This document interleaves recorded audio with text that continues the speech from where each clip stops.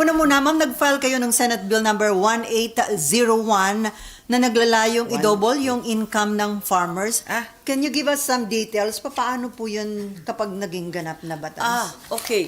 Eto nga, yung 1801, di ko na memorize yung mga numero sa dinami-dami ng pinagfa-file ko. Ang pinamagatang doubling income.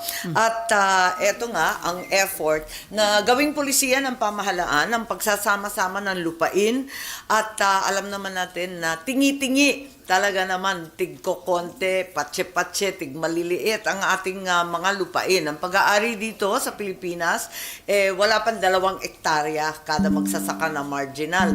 Paano magkikita kung ganun lang kaliit? So, kinakailangan, ikumpuni yan at kung mangongontrata sila, talagang mag-contract farming bilang agri-ventures. We have successful examples already at ngayon, co-op month. Kaya pinagpipilitan ko sa ating mga co-op na yung agricultural co-ops tulungan natin.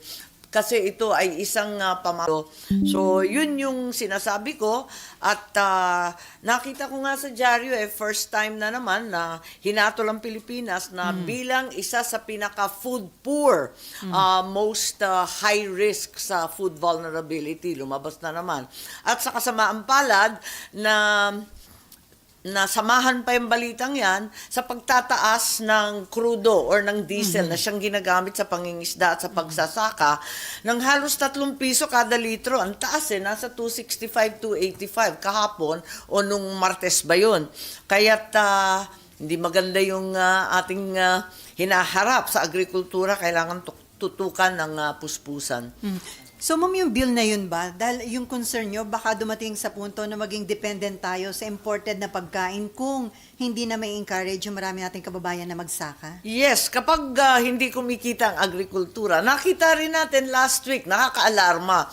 Maganda sana yung overall na viewpoint na yung unemployment nasa 4% na lamang. So maganda yun. Pero nakita rin natin dun sa same report, almost 2 million, 1.7 million farmers have left the countryside, have abandoned their farms, and have determined to undertake other activities. Kasi nga hindi kumikita. So nakaka-alarma yun at syempre katabi nun yung underemployment.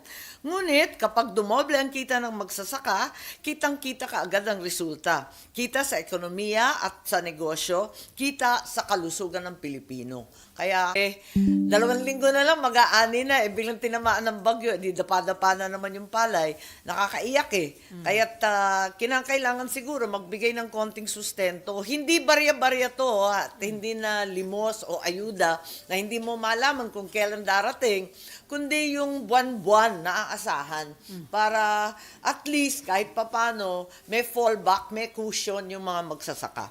Saan magagaling yung pondo, ma'am? Ang laki-laki ng binibigay nating ayuda. Nakita natin sa SOPA, nasa 206 billion ang social protection. Nung dumating naman si Senator Ralph Recto sa kanyang macroeconomic presentation, mahigit 560 billion ang sinasabi niya. Kaya kung ganyang kalalaki ang binibigay natin sa outright ayuda, ano ba naman na magbigay ng konting tulong sa mga magsasaka na nagtatrabaho? Kaya't yun ang sinasabi ko, i-convert natin yung iba dyan sa sahod, sa sweldo na may dignidad, may konting respeto naman tayo sa mga nagsasaka. So, paano magiging qualified ang isang magsasaka? Lahat po ba i-cover? Yung mga marginal farmers ang tinitingnan natin, higit sa lahat yung mga mangingisda. Sa klima ngayon, halos buwan-buwan, sinasabi nila, bawal magpalaot, hindi pwede lumabas, may gale force wind, paano naman yan? Tapos sasabihin pa natin na tayo ay overfished. So napakarami talagang problema sa agrikultura.